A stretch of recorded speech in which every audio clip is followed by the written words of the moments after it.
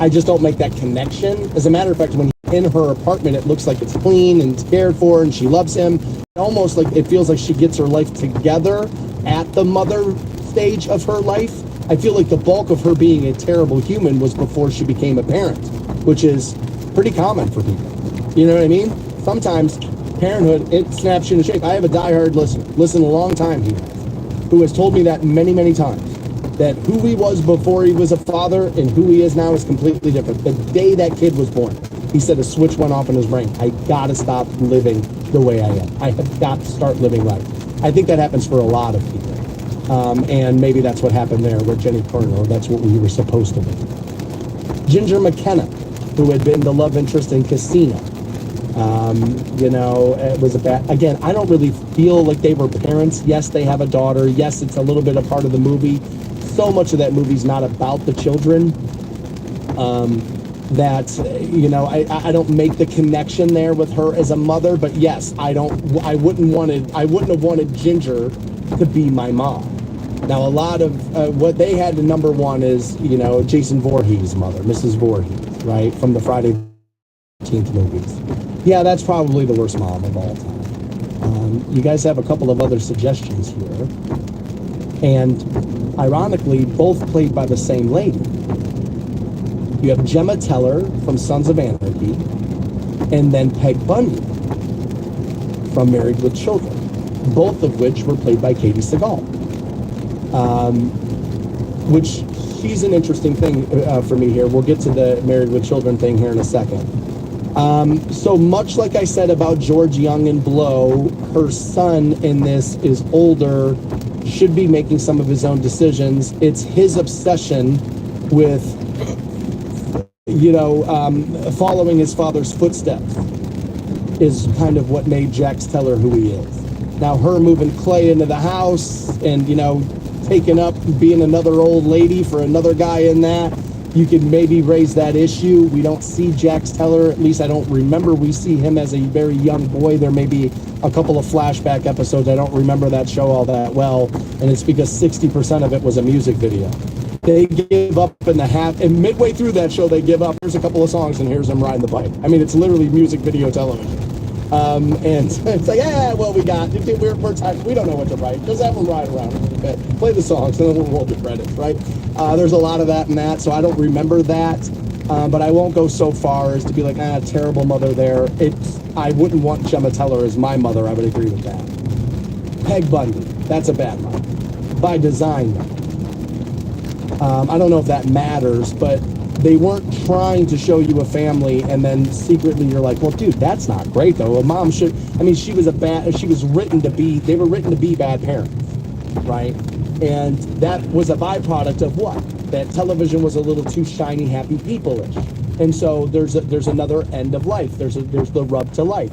And so as TV gave you the hyperbolized version of what the positive family was like, here comes the hyperbole version of what a bad family was.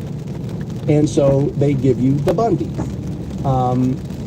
Peg Bundy had a bunch of lines in that movie. I bet a lot of housewives felt like they needed to get off their chests for years and wanted to be saying them.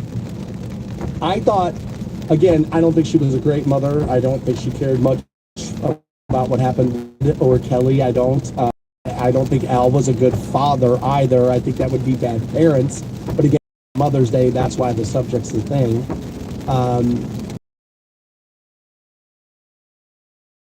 Show was they played her via the script writing as being unappealing, as being ugly, as the old ball and chain.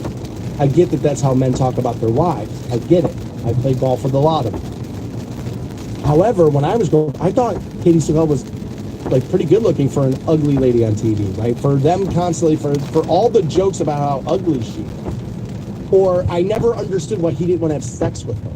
Like so many of the other shows, it was like husband tongue hanging out, chasing the lady around the house. I'm like, she ain't hot enough for this. What the hell are they doing? Right? And just made the dude look desperate and begging for the sex, because I hear that's what marriage is. But so you would see that a lot. That show was different. Like she would like, oh, Al, and she would want to get a little, and Al would be like, nah, I don't want it. I was like, why not? She's sexy enough. I mean, granted, if you put her and Kelly in the hallway, which door am I walking in? Probably Kelly's. But Katie Seagal looked pretty damn good to me. I never really understood that. I was like, this woman's too attractive to be like the butt of the ugly joke. Like she's too attractive for this. This doesn't make any sense. It's kind of like when you watch Fight Club's the big one for me, where Brad Pitt's on the bus or the subway or whatever the hell it is, and they look at the advertisement, and the guy's shirtless and he's got like the six-pack abs, and he goes, "Is that what a man looks like?" It's like, bro, you literally had your shirt off 10 seconds ago in the basement of a bar fighting, and you have six-pack abs. What the hell are you with? This movie makes no sense. Like, the whole thing is crazy. And that's what I walked away thinking about Peg Bundy. Peg Bundy was a terrible mother. There's no denying it.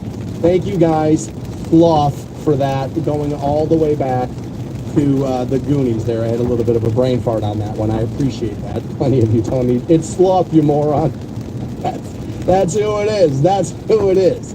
Now, this is an interesting point here, because this was, when I was growing up, this would have been considered the worst mother of all time. She was like the person you would mention for this.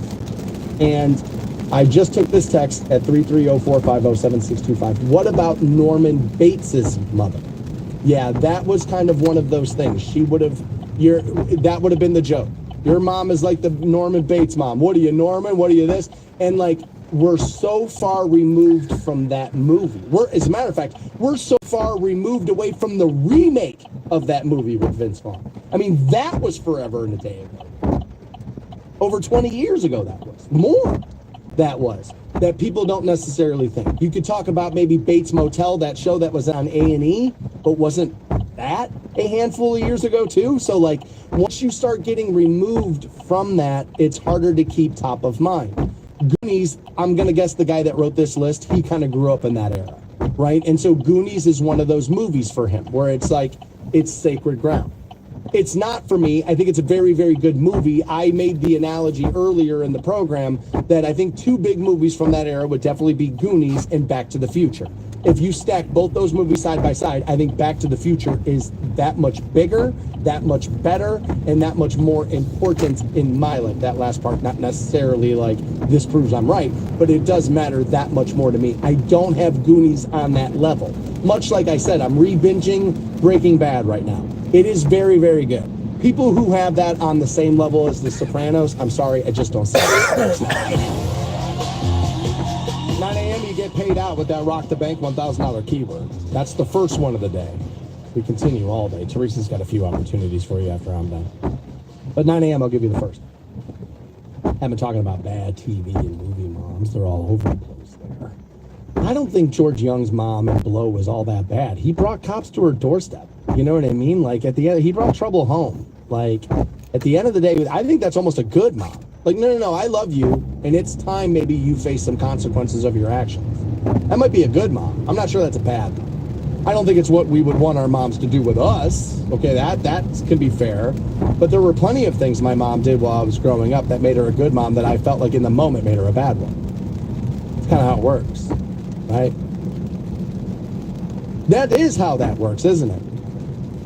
The more time you spend as a child upset with your parents' strict rules, all of a sudden when you're 40, you're like, oh, thank God they weren't morons, right?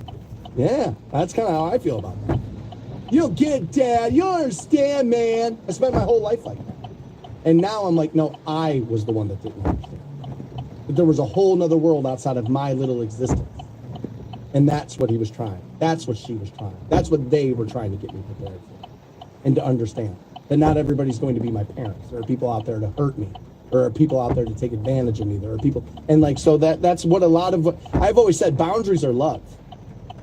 And so, like, if you're upset with your parents and their boundaries, not that they're all good, but plenty of that can be. Mama Fratelli from the Goonies, yeah, all right, that's probably a bad mom. We know she's supposed to be a bad mom because how ugly she is. It's like, yep, that's bad mom. Bad mom, she's not cute, she's ugly, bad mom, right? Kind of how that goes. Kim Basinger's role from 8 Mile was in this. Kate McAllister, the mom from Home Alone, was on this list. And then they really seem to say, like, the varsity squad here is Jenny Curran from Forrest Gump. And again, like, you don't really think of her as a mother 90% of the movie. Like, you don't. So, like, she wouldn't have been top of mind for me, right? Ginger McKenna, the love interest in Casino. Again, I don't think of her as a mother. Yes, they had a kid, but the movie's really not about that. There's about 20 minutes of the movie that are about that. She was a bad person. And I think it's tough to be a good parent while being a bad person. Not impossible, though. I've known plenty of scumbaggy type people, but when it came time to, like, raise their kid, they were like, nah, man, like, all of the good I have goes into this. That I don't have enough good in me to spread around in all of these other things. I've seen that. A lot of people brought up Peg Bundy. She didn't make the list. She was written to be bad on purpose, her and Al both. And that show, people forget now, the waves that show caused, the controversy.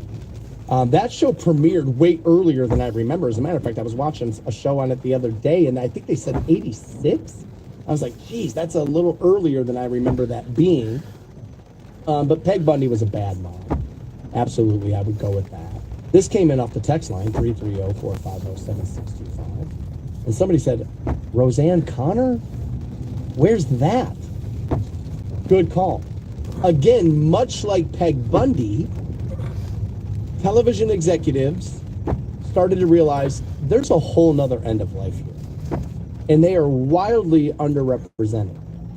And of course, most people aren't going to live out full Roseanne lifestyles, but plenty of people are annoyed with some of the things that come with raising kids. Plenty of people are annoyed with some of the things that come with being married. Plenty of people are annoyed